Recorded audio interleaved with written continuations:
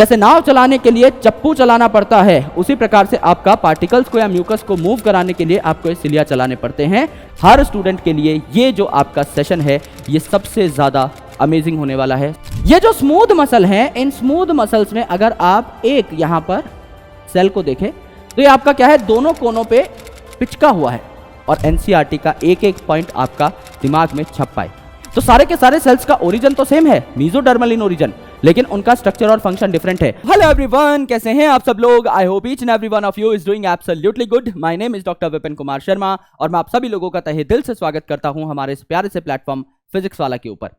आज हम लोग हमारे समरी लेक्चर्स को स्टार्ट करने वाले हैं and the very first summary lecture that we are about to read is on animal tissues. तो हमारा पहला जो चैप्टर है that is structural organisation in animals, उसको हम 3 पार्ट्स में कवर करने वाले हैं। सबसे पहले एनिमल टिश्यूज, देन हम लोग बात करेंगे फ्रॉग की एंड देन हम लोग बात करेंगे कॉकरोच की। क्योंकि तीनों के तीनों टॉपिक्स बहुत ही ज्यादा इंडिपेंडेंट हैं, so it becomes our responsibility कि तीनों को हम लोग इंडिपेंडेंटली ही रिवाइज करें, जिससे कि आप ज्यादा से ज्यादा पॉइंट्स को बेहतर तरीके से ग्रैस्प कर पाएं एंड अल्टीमेटली आप लोग एग्जामिनेशन में अच्छा स्कोर कर पाएं। ये जो समरी सेशंस हैं ये आपके लिए फ्रूटफुल होने वाले हैं, बहुत मजा आपको आने वाला है इन समरी लेक्चर्स को देखते हुए एंड ये आपके लिए केक वॉक की तरह होने वाला है। यानी ऐसा लगेगा कि आप गार्डन में टहलते हुए एक ऑडियो पॉडकास्ट को सुन रहे हैं और आपके सारे के सारे पॉइंट्स एक साथ ही रिवाइज होते हुए चले जा रहे हैं। अगर आपने पहले इस चैप्टर को कहीं भी पढ़ा हुआ है, चाहे आपने एनसीईआरटी से एक सेल्फ पेस्ड रीडिंग करी हो, चाहे आपने स्कूल में पढ़ा हो, चाहे आपने कोचिंग में पढ़ा हो, चाहे आपने मुझसे पढ़ा हो, हर स्टूडेंट के लिए ये जो आपका सेशन है ये सबसे ज्यादा अमेजिंग होने वाला है, सबसे ज्यादा बेनिफिशियल होने वाला है। लेकिन आपको इससे ज्यादा बेनिफिट निकालने के लिए इसको आराम आराम से देखना होगा, समझते हुए देखना होगा। सिंस समरी लेक्चर है तो हम बहुत ज्यादा टाइम यहां पर नहीं लगा रहे होंगे। हम कोशिश करेंगे कि हर चैप्टर को we shall consolidate in about an hour. हम लोग 1 घंटे के अंदर पूरे के पूरे चैप्टर को कंसोलिडेट करेंगे with my beautiful handwritten mind maps. ये रिवीजन का सबसे बेहतरीन तरीका है और मेरे प्यारे प्यारे जो हाथ से लिखे हुए माइंड मैप्स हैं ये मात्र 4 स्लाइड्स के अंदर, खुली 4 स्लाइड्स के अंदर आपको पूरा का पूरा चैप्टर कंसोलिडेट करके रिफाइंड फॉर्मेट में दे देते हैं, जिससे कि आप बढ़िया तरीके से अपना रिवीजन कर पाए और एनसीईआरटी का एक एक पॉइंट आपका दिमाग में छप पाए। So let's start this lecture without any delay and let's start with the definition of animal tissue. हम लोगों को अच्छे तरीके से पता है कि एनिमल्स जो हैं they are very simple also and they are very complex also. मैं हमेशा एक एग्जाम्पल देता हूं कि लक्स का एक एड आता था और उसमें कैटरीना कैफ मैम जो है वो नहा रही होती थी with the help of a sponge, bath sponge, नहाने का स्पंज जो कि एक एनिमल है। It's called as Porifera, right? So Porifera जिससे हम अपनी बॉडी को रगड़ रगड़ के नहाते हैं, सोप अपनी बॉडी पे अप्लाई करते हैं, वो भी एक एनिमल है। So it is very simple animal. और हम दूसरी तरफ organ system level of organisation लेकर बैठे हुए हैं, तो हम इतने कॉम्प्लेक्स एनिमल्स हैं। तो आप इजीली समझ सकते हैं कि कितनी ज्यादा डाइवर्सिटी आपको देखने को मिलती है एनिमल किंगडम के अंदर। More than 1.2 million species, 12 lakh से भी अलग अलग टाइप के आपके एनिमल्स आपको देखने को मिलते हैं पूरे के पूरे लिविंग वर्ल्ड के अंदर। और भी नए प्रकार के एनिमल्स की मिलने की संभावना है, तो आने वाले टाइम में हमको और भी एनिमल्स देखने को मिल रहे होंगे। तो इतने सारे एनिमल्स हैं, हमारी बॉडी बनी किस चीज की है, that is a matter of concern. ये हमको समझना पड़ेगा। सो हमारा स्ट्रक्चरल एंड फंक्शनल यूनिट जो है we know that very well. एक बार अपने घर का एड्रेस भूल सकते हैं, लेकिन ये नहीं भूल सकते कि cell is the structural and functional unit of life, cell is the basic unit of life. तो हमको पता है सेल जो है उसने हमारी पूरी बॉडी को बनाया है, लेकिन हमारी बॉडी में कई फंक्शंस भी हो रहे हैं। अगर आप जानते हैं तो आपको आइडिया होगा थोड़ा बहुत कि ह्यूमन की बॉडी में 200 से भी ज्यादा अलग अलग टाइप के सेल्स हैं। तो इन सेल्स ने मिलकर के हमारी पूरी बॉडी को तैयार किया है। हम रेस्पिरेशन का काम भी करते हैं, हम डाइजेशन का काम भी करते हैं। तो जो छोटे एनिमल्स होते हैं ना, उनमें ग्रुप्स बन जाते हैं सेल्स के और ये अलग अलग काम करने लगते हैं। एक ग्रुप आपका डाइजेशन का काम करेगा, एक रेस्पिरेशन का काम करेगा, एक एक्सक्रीशन का काम करेगा, एक नर्वस टिश्यू बनाएगा एंड सो ऑन। सो अगर कोई ऑर्गेनिज्म यूनिसेलुलर है जिसमें एक ही सेल है, तो यहां पे कोई डिवीजन ऑफ लेबर नहीं होता, क्योंकि एक ही सेल है तो सारे के सारे काम उस एक ही सेल को करने हैं। So all the important functions, all the necessary functions would be done by this single cell only. यही जो सेल है ये सारे के सारे फंक्शंस परफॉर्म करेगा। यही डाइजेशन करेगा, यही रेस्पिरेशन करेगा, यही एक्सक्रीशन करेगा, यही रिप्रोडक्शन करेगा, सब कुछ यही करेगा। लेकिन अगर एक एनिमल है जो कि मल्टी सेल्यूलर है, तो यहां पर अलग अलग ग्रुप बन जाते हैं सेल्स के, जो कि अलग अलग फंक्शंस परफॉर्म करना स्टार्ट कर देते हैं। और ये जो ग्रुप्स बने हैं सेल्स के, इनमें सेल्स का नंबर भी डिफरेंट हो सकता है। फॉर एग्जांपल अगर आप हाइड्रा की बात करें जो कि एक सिंपल एनिमल है, तो इसमें लगभग हजारों के आसपास सेल्स हो सकते हैं जो एक पर्टिकुलर काम को कर रहे होंगे। लेकिन अगर आप ह्यूमंस में देखें तो मिलियंस ऑफ सेल्स हो सकते हैं। आप अगर अपनी ब्रेन की बात करें तो यहां बिलियंस ऑफ सेल्स अक्यूमुलेटेड हैं। तो कई सारे सेल्स मिलकर के एक ही काम कर रहे हैं। So what is the definition of tissue? Definition of tissue is this कि एक जैसे सेल्स, सिमिलर सेल्स जो हैं ये, और इन सेल्स के बीच में पड़ा हुआ ये जो इंटरसेल्यूलर मटेरियल है, वो मटेरियल जो सेल के अंदर होता है, इसे कहते हैं इंट्रासेल्यूलर। इंट्रा मतलब विद इन, तो विद इन द सेल जो मटेरियल है इट इज इंट्रासेल्यूलर, लेकिन सेल्स के बीच में जो मटेरियल पाया जा रहा है इट इज इंटरसेल्यूलर। तो ये जो इंटरसेल्यूलर स्पेस है और ये जो सेल्स हैं डिफरेंट, एक सेल, दो सेल, तीन सेल, ये दिखने में एक जैसे हैं। ये जो आपके सेल्स हैं ये और इनके बीच का इंटरसेल्यूलर स्पेस से मिला करके क्या बनाता है? आपका टिश्यू बनाता है। आपका टिश्यू बनाता है। तो यहां पर इनका स्ट्रक्चर भी सेम होगा, फंक्शन भी सेम होगा और ओरिजिन भी सेम होगा। पर कई जगह आपको एक्सेप्शन देखने को मिलता है।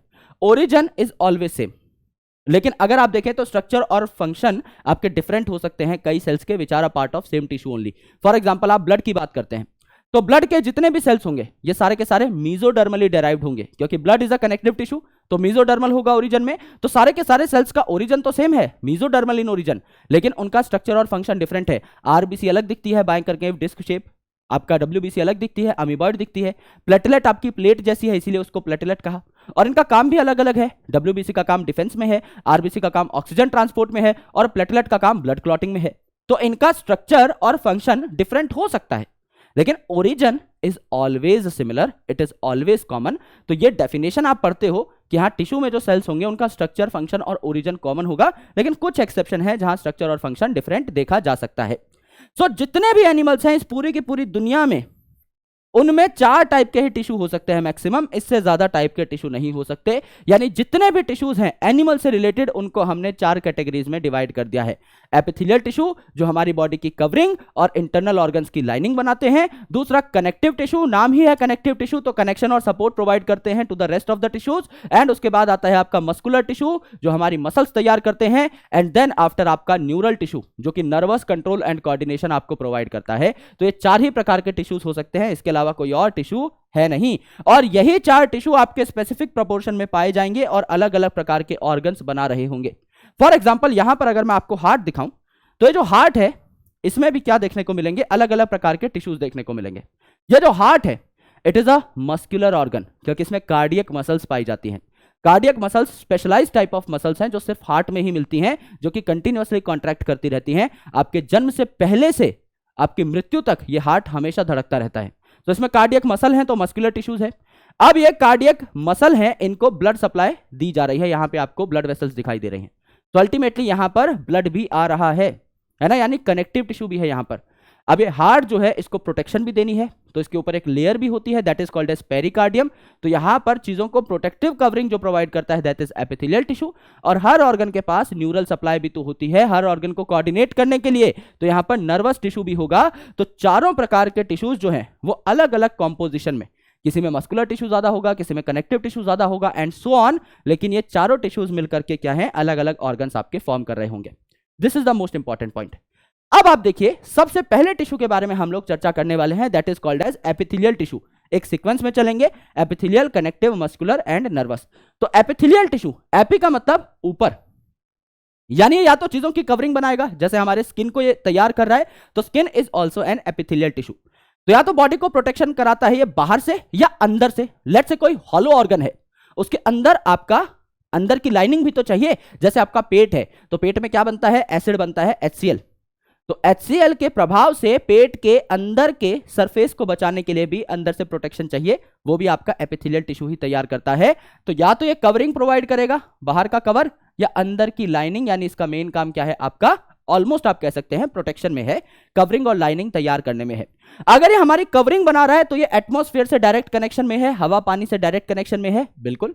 और अगर ये इंटरनल ऑर्गन की लाइनिंग बना रहा है तो ये आपका बॉडी फ्लूइड्स के कनेक्शन में होगा। हमारी बॉडी में कुछ भी जा रहा होगा तो अंदर से चीजों को क्या कर सकता है, टच कर सकता है, यानी किसी ना किसी चीज के कनेक्शन में रहेंगे, या तो एक्सटर्नल एनवायरमेंट के या फिर इंटरनल बॉडी फ्लूइड्स के, राइट।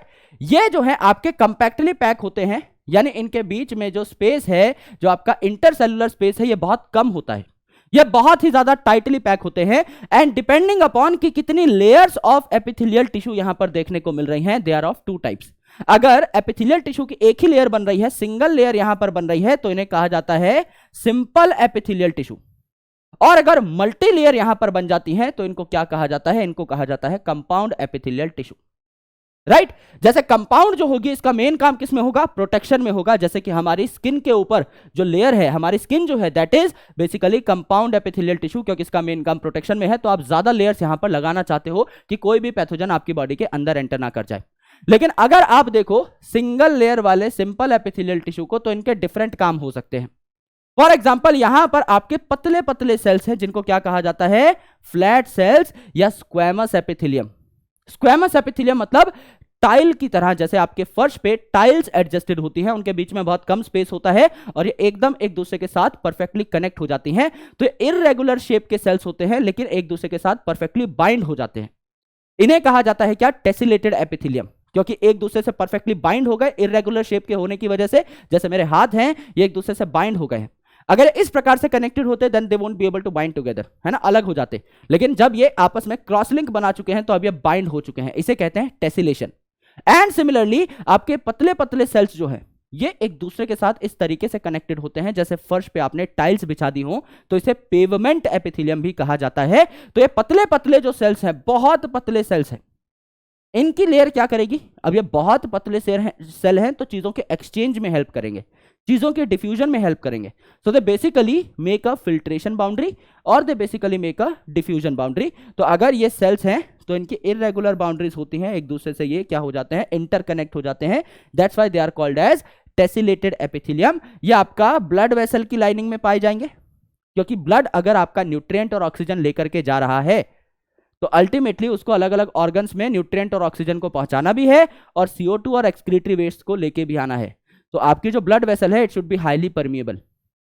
जो ब्लड वेसल है वो परमिएबल होनी चाहिए कि वो चीजों को बाहर भी भेज सके और चीजों को अंदर भी बुला सके। तो उसमें पतले सेल की लेयर्स आपको देखने को मिलनी चाहिए, तो वहां पर स्क्वैमस एपिथेलियम मिलती है। प्लस जो आप सांस ले रहे हो, है ना, वो सांस, वो हवा आपके फेफड़ों में चली जाती है एंड अल्टीमेटली पहुंच जाती है आपके फेफड़ों के टर्मिनल पार्ट्स में, यानी एल्वियोलाई में, और वहां से लोड हो जाती है हवा या ऑक्सीजन ब्लड के अंदर। तो अल्टीमेटली एल्वियोलाई जो है, इसकी वॉल भी बहुत पतली होनी चाहिए, जिससे कि ऑक्सीजन को ये क्या कर सके, लोड कर सके इन द ब्लड वेसल। तो आपका alveoli of lungs as well as आपका एंडोथेलियम, एंडोथेलियम मतलब आपका कवरिंग ऑफ ब्लड वेसल या लाइनिंग ऑफ ब्लड वेसल, ये आपका क्या कहलाती है, ये आपकी स्क्वैमस एपिथेलियम कहलाती है। तो ये आपके पतले पतले फ्लैट सेल हैं तो स्क्वैमस। अगर ये आपके क्यूब लाइक सेल्स हैं तो इनको क्या बोला जाएगा, आपका क्यूबॉइडल एपिथेलियम, है ना। यहां पे न्यूक्लियस आपका एकदम सेंटर पे पाया जाएगा, सेल्स के बीचों बीच पाया जाएगा। This is called as cuboidal epithelium. तो ये मिलता है आपको डक्ट ऑफ ग्लैंड्स में, अलग अलग ग्लैंड्स हैं, उनकी डक्ट में, उनकी स्मॉलर डक्ट्स में आपको देखने को मिलता है क्या, आपको क्यूबॉइडल एपिथेलियम देखने को मिलता है। एंड आपका ट्यूबुलर पार्ट ऑफ नेफ्रॉन में, आपका नेफ्रॉन जो है structural and functional unit of kidney, उसके ट्यूबुलर पार्ट में, खासकर प्रॉक्सिमल कॉन्वोल्यूटेड ट्यूब्यूल में, और यहां पर ये जो क्यूब लाइक सेल है, इनके ऊपर माइक्रोविलाई भी पाई जाती है, जो कि एब्जॉर्प्शन में हेल्प करती है। तो इनका मेन काम क्या होता है, सिक्रीशन और एब्जॉर्प्शन। किसी चीज को सिक्रीट कर दिया, सेल के बाहर भेज दिया, या किसी चीज को एब्जॉर्ब कर लिया, उसके लिए भी आपको सिंगल लेयर ऑफ सेल ही चाहिए। तो यहाँ पे क्यूब लाइक सेल्स आपके पाए जाते हैं। मेन एग्जांपल जो है वो है पीसीटी और डक्ट ऑफ ग्लैंड्स, वो भी स्मॉल डक्ट्स, क्योंकि बड़ी जो डक्ट्स होंगी उनमें क्या पाया जाएगा, कंपाउंड एपिथेलियम यानी मल्टी लेयर्ड एपिथेलियम पाया जाएगा। तो यहाँ पे एनसीईआरटी में सिर्फ डक्ट ऑफ ग्लैंड लिख दिया है दोनों जगह पर। क्वेश्चन क्या पूछा जा रहा है ये आपको आइडिया होना चाहिए। स्मॉल डक्ट ऑफ ग्लैंड्स अगर हैं तो आपका क्यूबॉइडल एपिथेलियम, और अगर आपका लार्ज डक्ट ऑफ ग्लैंड्स है तो ultimately it will be compound epithelium. Correct.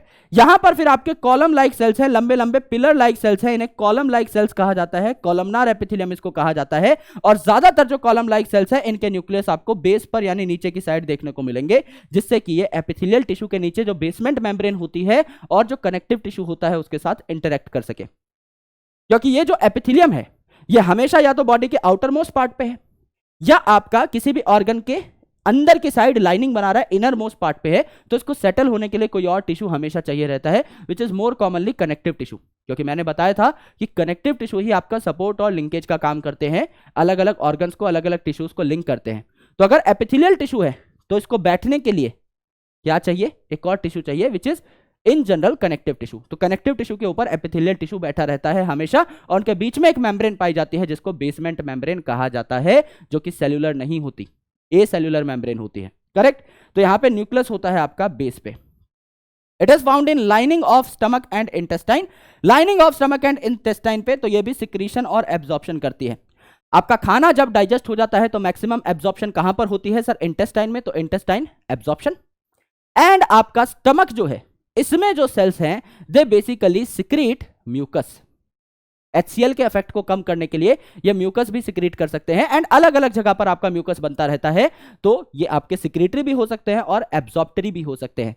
तो सिक्रीशन और एब्जॉर्प्शन ज्यादा देखने को मिलता है आपका क्यूबॉइडल और कोलमनार में, और ये जो आपके पतले पतले सेल्स हैं that are the pavement epithelium, इनका मेन काम क्या है, फिल्ट्रेशन एंड डिफ्यूजन, जिससे चीजें इनके आर पार जा सके, करेक्ट। ये आपको देखने को मिला।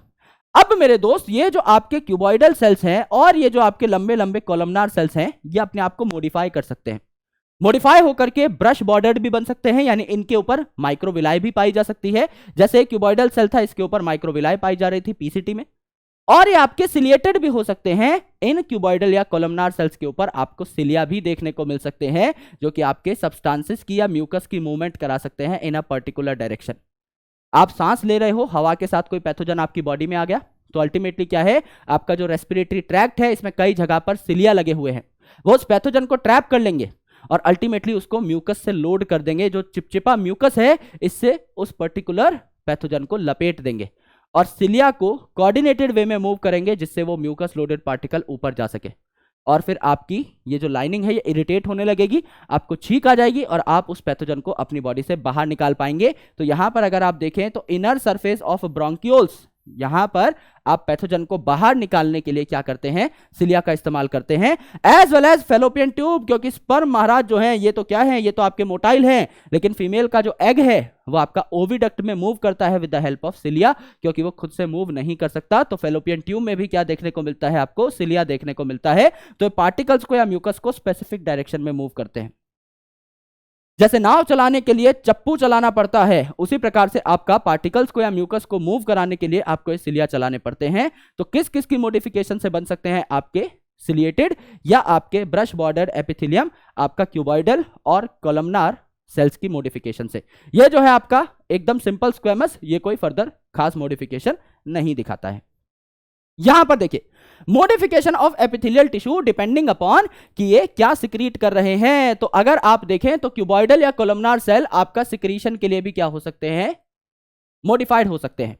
जैसे यहां पर एक सेल है, ये एक सेल है, ये एक सेल जो है ये मॉडिफाई हो गया और इसने क्या बना लिया, एक ग्लैंड बना लिया, और ये यूनिसेलुलर ग्लैंड है, ये अकेला सेल है जो यहां पर ग्लैंड का काम कर रहा है। इस यूनिसेलुलर ग्लैंड को हम लोगों ने क्या कहा, गॉबलेट सेल या गॉबलेट ग्लैंड कहा, जो कि क्या बनाता है, म्यूकस बनाता है, म्यूकस सिक्रेट करता है। और दूसरी साइड पे अगर आप देखेंगे तो कई आपके छोटे छोटे सेल्स हैं, ये कई सेल्स मिलकर के क्या करते हैं, कई सेल्स मिलकर के सिक्रीशन करते हैं और अपनी सिक्रीशन को यहां इस कैविटी में पोर कर देते हैं, जैसे कि आपका सलाइवरी ग्लैंड। तो सलाइवा जो है ये कोई एक सेल थोड़ी बनाता है, आपके हजारों सेल्स मिलकर के क्या कर रहे होते हैं, सलाइवा बना रहे होते हैं। तो कई सारे सेल्स हैं, ये सलाइवा बनाएंगे और इस कैविटी में सलाइवा को लोड कर देंगे, और फिर वो सलाइवा जो है ये अपनी एक्शन साइट पे चला जाएगा और कार्बोहाइड्रेट को डाइजेस्ट करने लगेगा। तो ये जो आपके ग्लैंड्स है यूनिसेलुलर भी हो सकते हैं और मल्टीसेलुलर भी। यूनिसेलुलर का एग्जांपल है आपका goblet cell, as well as multicellular का एग्जांपल है आपके बहुत सारे ग्लैंड्स, जैसे कि आपका सलाइवरी ग्लैंड, आपका pancreatic gland and so on. यहां पर आप किस तरीके से अपनी सिक्रीशन को पोर कर रहे हो, किस तरीके से अपनी सिक्रीशन को एक जगह से दूसरी जगह भेज रहे हो, that is also a very important matter. तो यहां पर आपके जो ग्लैंड्स हैं एंडोक्राइन भी हो सकते हैं, यानी डक्टलेस, यानी हार्मोन्स बनाएंगे और इन हार्मोन्स को कहां लोड कर देंगे, सीधा ब्लड में लोड कर देंगे। तो हार्मोन्स आर वेरी लाइट, बहुत ही लो मॉलिक्यूलर वेट के मॉलिक्यूल्स होते हैं, एंड अल्टीमेटली ये जो हैं बहुत कम मात्रा में भी आपके तैयार किए जाते हैं, because they are very specific in nature. तो इनको आराम से आप ब्लड में लोड कर सकते हो और ब्लड इनको लेके जाता है from one part of the body to another part of the body, blood में आसानी से घूम सकते हैं, ठीक है। लेकिन आप एक्सोक्राइन ग्लैंड्स को अगर आप देखें तो इनको डक्ट की जरूरत पड़ती है for the transportation of material. For example mucus है, सलाइवा है, ईयरवैक्स है, ऑयल है, मिल्क है, एंजाइम्स है, एटसेट्रा। तो मेन आपको याद रखना है एंडोक्राइन ग्लैंड सिक्रीट करता है हार्मोन और आपका एक्सोक्राइन ग्लैंड सिक्रीट करता है एंजाइम। इसके अलावा पेनक्रियाज जो है it is a special case, ये होता है आपका क्या, हेट्रोक्राइन। ये दोनों प्रकार के आपके सिक्रीशंस शो कर सकता है। जो पेनक्रियाज है वो आपका हार्मोन भी बनाता है, इंसुलिन और ग्लूकागॉन भी बनाता है, और पेनक्रियाटिक पॉलीपेप्टाइड्स भी बनाता है, यानी कि आपका क्या करता है, डाइजेस्टिव एंजाइम्स भी बनाता है। तो एंजाइम और हार्मोन दोनों बना रहा है, तो it is called as a mixed gland, right. यहां पर अगर आप देखें तो म्यूकस, ईयरवैक्स, सलाइवा, बॉडी से निकलने वाला ऑयल, ये सारी की सारी चीजें कौन बनाता है, आपका एक्सोक्राइन ग्लैंड बनाता है। मेमोरी ग्लैंड से निकलने वाला मिल्क, ये सारी चीजें अदर देन एंजाइम कौन बनाएगा, एक्सोक्राइन ग्लैंड। कंपाउंड एपिथेलियम हमने बताया था, जहां पर आपका मल्टी लेयर्ड स्ट्रक्चर आपको देखने को मिले। तो एक लेयर है सेल का, ये दूसरा लेयर है, ये तीसरा लेयर है, ये चौथा लेयर है। तो इनका मेन काम किस चीज में है, इनका मेन काम प्रोटेक्शन में है। सिक्रीशन और एब्जॉर्प्शन इनसे अब नहीं हो पाएगी। क्यों? क्योंकि भैया ये आपके सिंगल लेयर नहीं है, मेन काम इसका प्रोटेक्शन में है। किसी भी चीज को सिक्रीट करोगे अगर, तो इतने सारे लेयर्स को पार करके थोड़ी भेज पाओगे किसी चीज को, या किसी चीज को एब्जॉर्ब करना है तो इतने सारे लेयर्स क्रॉस करके थोड़ी चीज आ पाएगी अंदर वाले पार्ट में।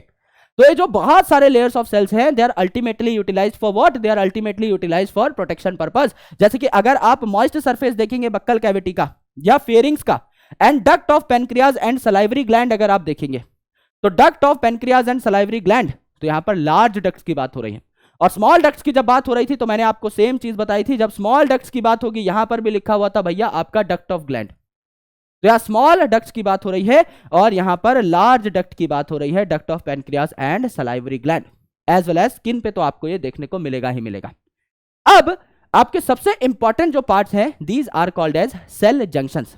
अब सेल्स जो है वो एक दूसरे के साथ स्ट्रक्चरली भी कनेक्टेड हो सकते हैं और फंक्शनली भी एक दूसरे को सामान भी आदान प्रदान कर सकते हैं। तो स्ट्रक्चरल या फंक्शनल लिंक अगर दो सेल्स के बीच में हो रहा है या एक टिश्यू के अलग अलग सेल्स के बीच में हो रहा है, that is basically called as cell cell junctions. दो सेल के बीच में आप कनेक्शन प्रोवाइड कर रहे हैं। और हम ये टॉपिक पढ़ते हैं एपिथेलियल टिश्यू के साथ। इसका मतलब ये नहीं है कि ये सेल सेल जंक्शंस सिर्फ एपिथेलियल टिश्यू में ही देखने को मिलेंगे, आपको अलग अलग चारों टाइप के टिश्यूज में ये जंक्शंस देखने को मिल सकते हैं, राइट। सो मेनली जो है ये आपके तीन टाइप के होते हैं, tight junction, adhering junction and your gap junction. और इनका नाम जो है ये अपने आप में सारी बातें बयां करता है, तो आपको कोई एडिशनल मेहनत करने की जरूरत नहीं है। टाइट जंक्शन, आप अगर बॉटल के ढक्कन को टाइट कर दे तो क्या सामान लीक हो पाएगा? जो भी बॉटल में सामान है, पानी वगैरह है, क्या वो लीक हो पाएगा? नहीं सर। तो अगर आप किसी चीज को टाइट कर देते हैं तो लीकिंग रुक जाती है। तो टाइट जंक्शन जो है it stop substances from leaking across the tissue, tissue के बीच में लीकेज रुक जाती है। दूसरी इंपॉर्टेंट चीज, एडहेरिंग जंक्शन। एडेसिव किसको कहते हैं हम लोग? फेविकॉल को कहते हैं। जो दो चीजों को चिपका दे ऐसे मटेरियल को हम लोग एडेसिव कहते हैं। तो ये क्या करेंगे, एडहेरिंग जंक्शन सीमेंटिंग का काम करेंगे, दो सेल्स को आपस में चिपका देंगे, so they keep the neighbouring cells together. ये आपके सेल्स को आसपास रखते हैं, चिपका के रखते हैं, यानी एडहेर करके रखते हैं, तो एडहेरिंग जंक्शन। और तीसरा सबसे जरूरी, gap junction. Sir gap junction क्या है? दो सेल्स के बीच में गैप है, तभी तो इनके बीच में चीजों का आदान प्रदान हो पाएगा, ट्रांसफर हो पाएगा। भाई मुझे अगर दो दीवारों के बीच से निकलना है तो उन दो दीवारों के बीच में गैप तो होना चाहिए, अदरवाइज मैं फंस जाऊंगा बीच में। So if there is gap the transportation becomes easy. तो दो जो आपके एनिमल सेल्स हैं इनके साइटोप्लाज्म आपस में कनेक्ट हो जाते हैं। जैसे प्लांट में जब दो प्लांट सेल के साइटोप्लाज्म कनेक्ट हो जाते हैं तो हम उसे क्या कहते हैं? प्लाज्मोडेस्मेटा। ये उसी प्रकार की चीज है ना, it is synonymous to plasmodesmata. तो यहां पर गैप जंक्शन है, जब आपके सेल्स के बीच में गैप होगा तो इनके साइटोप्लाज्म क्या हो जाएंगे? आपस में कनेक्ट हो जाएंगे, तो ये कम्युनिकेट कर पाएंगे, यानी मटेरियल्स का आदान प्रदान कर पाएंगे। जैसा प्लाज्मोडेस्मेटा में भी होता है कि एक साइड से दूसरी साइड आप सामान को भेज सकते हैं, तो कम्युनिकेशन हो जाएगा, rapid transfer of ions and small molecules हो जाएगा। और समटाइम्स जब जरूरत हो तो बिग मॉलिक्यूल भी इधर उधर ट्रांसफर हो सकते हैं, लेकिन स्मॉल मॉलिक्यूल्स और आयन तो झटपट ऐसे फटाफट ट्रांसफर हो रहे होंगे, इतना इनका साइटोप्लाज्म कनेक्टेड होगा। तो टाइट जंक्शन मतलब टाइट कर दिया है ढक्कन तो लीकेज स्टॉप। एडहेरिंग जंक्शन मतलब नाम से ही सोचो, एडहेसिव यानी दो सेल्स को चिपकाने वाला, तो it will cement the two cells together, या टिश्यू के काफी सारे सेल्स को चिपकाएगा, इनके बीच में एक क्या क्रिएट करेगा? ग्लूइंग क्रिएट करेगा, इनको चिपका देगा। Third most important thing, gap junction. Cells जो है उनको इस प्रकार से कम्युनिकेट करने का मौका मिला है कि रैपिड ट्रांसफर हो पाए आयंस का और स्मॉल मॉलिक्यूल का, और कुछ टाइम्स आपका बिगर मॉलिक्यूल जो है वो भी आपका ट्रांसपोर्ट हो पाए। This is about your epithelial tissue. सारे के सारे एग्जांपल्स यहां पर एनसीईआरटी बेस्ड आपके कवर हो चुके हैं। कनेक्टिव टिश्यू, अब ये जो कनेक्टिव टिश्यू है इसके कुछ इंपॉर्टेंट पॉइंट्स पढ़ लेते हैं। ये कनेक्टिव टिश्यू जो है मोस्ट अबंडेंट टिश्यू है। क्यों सर? क्योंकि कनेक्टिव टिश्यू का काम है बाकी सारे टिश्यूज को कनेक्ट करना और सपोर्ट करना।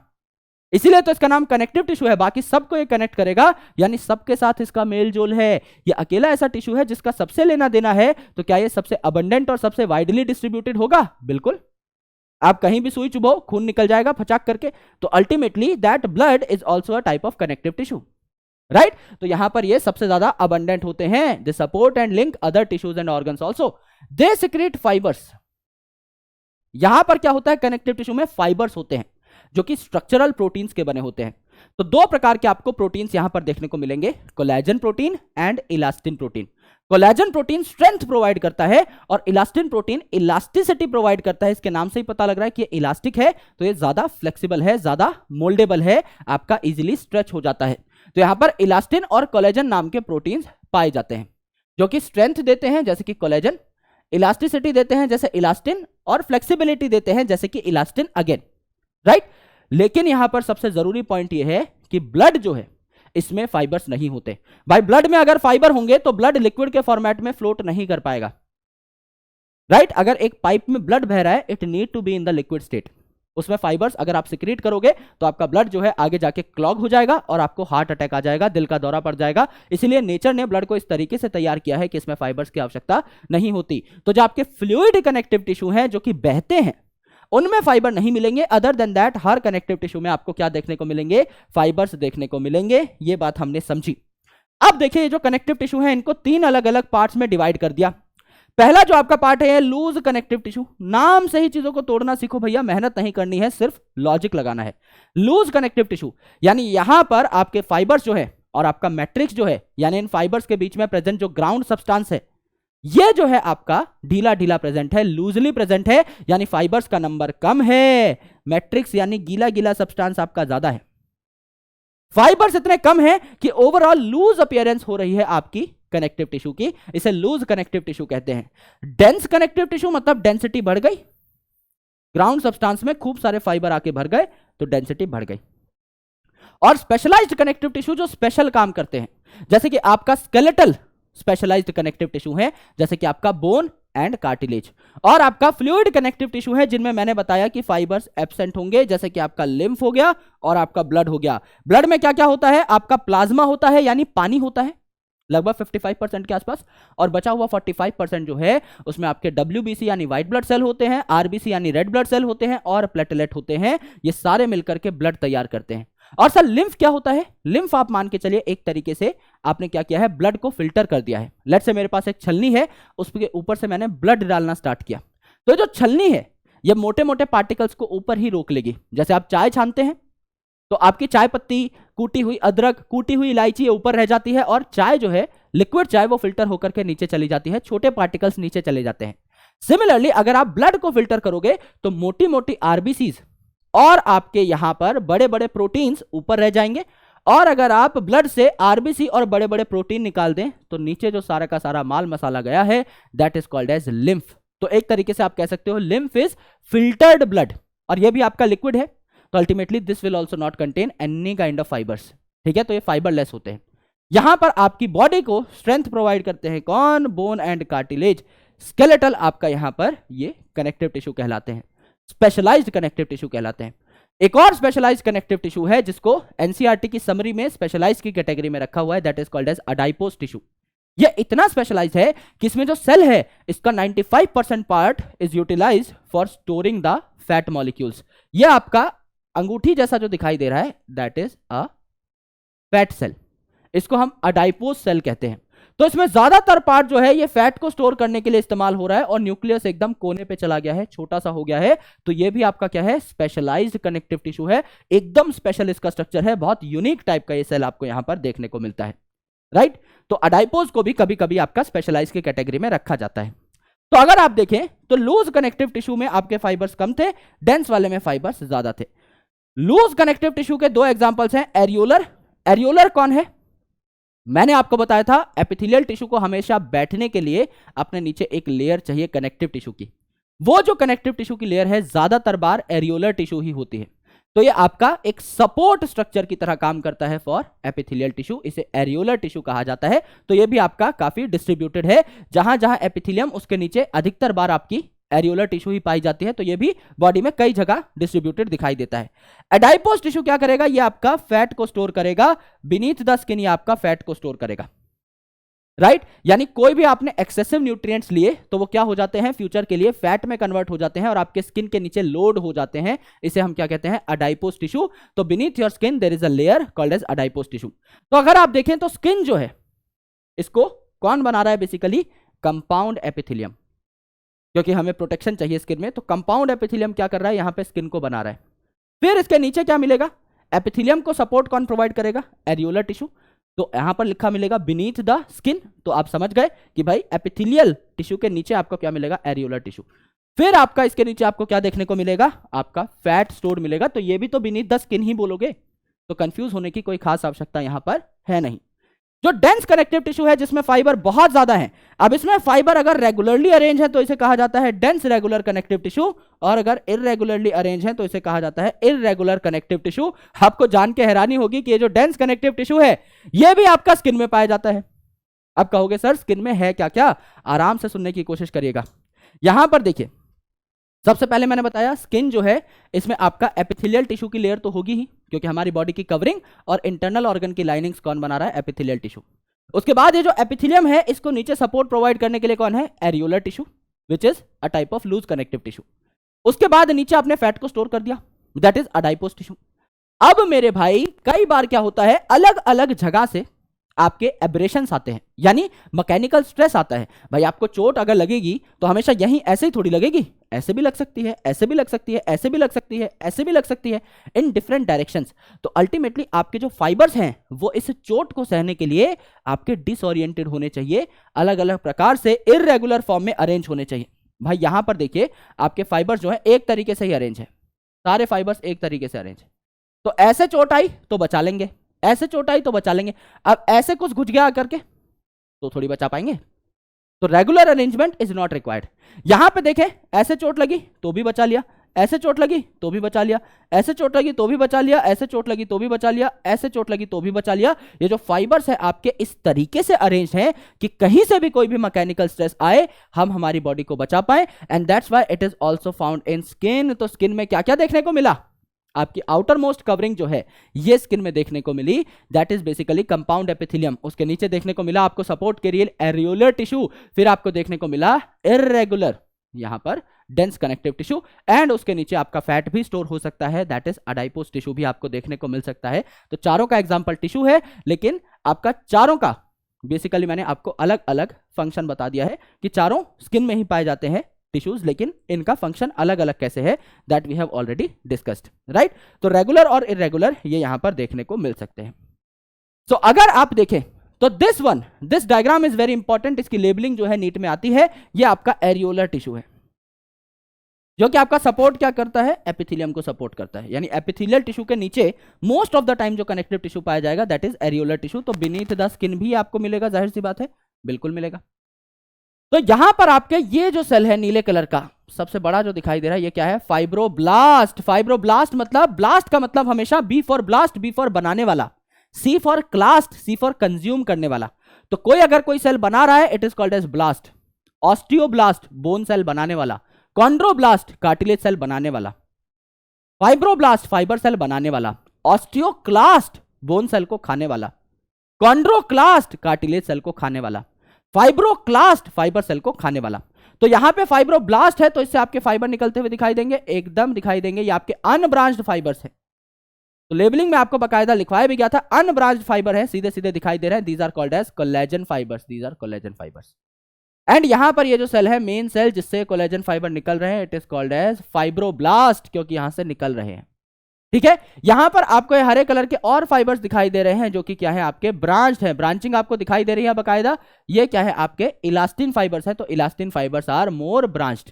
यहां पर आपको इररेगुलर शेप का जो सेल दिखाई दे रहा है ये आपका क्या करता है, फेगोसाइटोसिस करता है। आपकी बॉडी में कोई पैथोजन अगर घुस गया है तो उसको मार करके खा जाता है, उसके टुकड़े टुकड़े कर देता है, तो it is called as macrophage, है ना। और यहां पर आपको मस्त सेल देखने को मिलता है, अलग अलग केमिकल्स बनाता है ये आपका, ये आपको मस्त सेल देखने को मिला, राइट। यहां पर आपको मस्त सेल देखने को मिला। ये आपका क्या है, यहां पर आपको प्लाज्मा सेल भी देखने को मिलता है जो एंटीबॉडीज बनाता है। तो यहां पर कई सारे सेल्स होंगे, मास्ट सेल होंगे, मैक्रोफेजेस होंगे, प्लाज्मा सेल्स होंगे, आपके फाइब्रोब्लास्ट सेल्स होंगे, इलास्टिन फाइबर होगा जो कि आपका ब्रांच होगा, कोलेजन फाइबर होगा जो अनब्रांच होगा। There are a lot of things which are found over here. ये आपकी ब्लड वेसल है, ये भी यहाँ पर आपको आती हुई दिखाई दे रही है। इस टिश्यू को भी वस्कुलर सप्लाई चाहिए, है ना, एंड सो ऑन, कई सारी चीजें यहाँ पर होंगी। अडाइपोज टिश्यू जो है इसका रिंग लाइक स्ट्रक्चर होगा, न्यूक्लियस इसका कोने पे ढकेला जा चुका होगा, और मेन जो आपका इलाका है ये फैट स्टोरेज के लिए रखा होगा हमने, तो it is called as fat storage area. तो ये भी बीनीथ द स्किन आपका फैट को स्टोर करता है। This is important. So these are loose connective tissues, areolar and adipose. Dense connective tissue अगर रेगुलर है तो फाइबर्स और सेल्स जो है आपके रेगुलरली अरेंज है एकदम, राइट, जैसे कि आपका टेंडन और लिगामेंट। तो यहां पे सिंपल सा एग्जांपल एक याद करना है with the help of trick, that is ligament. इसको याद करेंगे हम एग्जांपल से, दैट इज बबली, है ना। बबली क्या है, बोन टू बोन, ली मतलब लिगामेंट। तो लिगामेंट बोन से बोन को कनेक्ट करता है, तो बचा हुआ टेंडन आपका क्या करेगा, बोन से मसल को कनेक्ट करेगा, बात खत्म। और यहां पर आपका इररेगुलर, कहीं से भी कोई भी मैकेनिकल स्ट्रेस आएगा तो अल्टीमेटली उसको कौन झेल पाएगा, आपका इररेगुलर, जो कि आपका स्किन में पाया जाता है। तो ये बात हमने समझ ली, right. These are different type of loose connective tissues and dense connective tissues. Regular irregular भी यहां पर हमने बात खत्म कर दी। स्पेशलाइज्ड कनेक्टिव टिश्यू जो है, इसमें ब्लड वाली जो डिस्कशन है ये हम बॉडी फ्लूइड एंड सर्कुलेशन में करते हैं। स्केलेटल मसल की डिस्कशन हम लोग, टिश्यू की डिस्कशन हम लोग थोड़ी यहां पे कर लेते हैं। That is cartilage and your bone. तो कार्टिलेज जो है it is solid but pliable.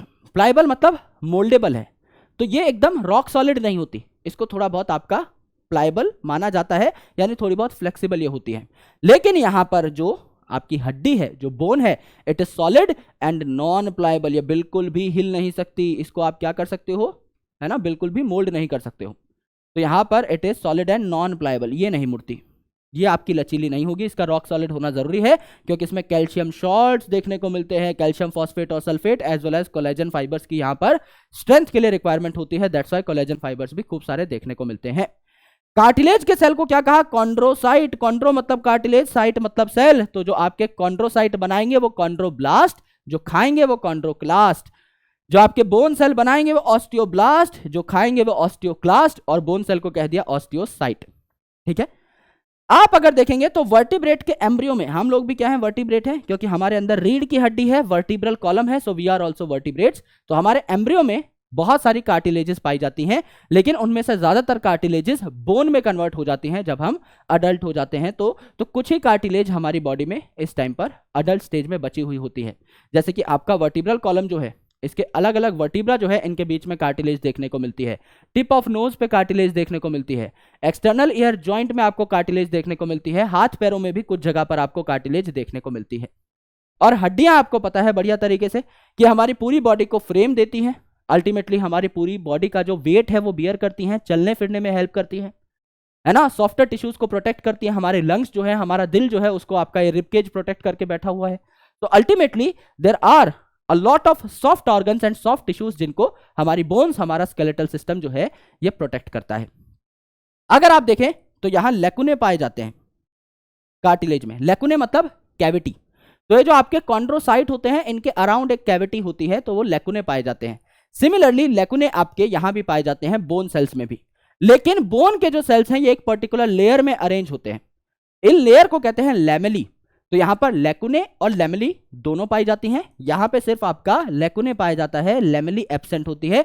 यानी यहां सेल्स जो है वो रैंडमली पाए जाते हैं, रैंडमली अरेंज होते हैं। लेकिन बोन की अगर आप बात करें तो यहां आपके सेल्स जो है एकदम रेगुलर एक लेयर में ही पाए जाएंगे। तो यहां पर आपको लेकुने और लैमेली दोनों देखने को मिलेंगे। करेक्ट। ये आपके इंपॉर्टेंट पॉइंट्स थे of difference between bone and cartilage. Now it is time to get to the muscular tissue. Muscular tissue का मेन जो कंपोनेंट है क्या है, ऑब्वियसली मस्कुलर टिश्यू की अगर हम बात कर रहे हैं तो मसल ही है यहां पर मेन कंपोनेंट।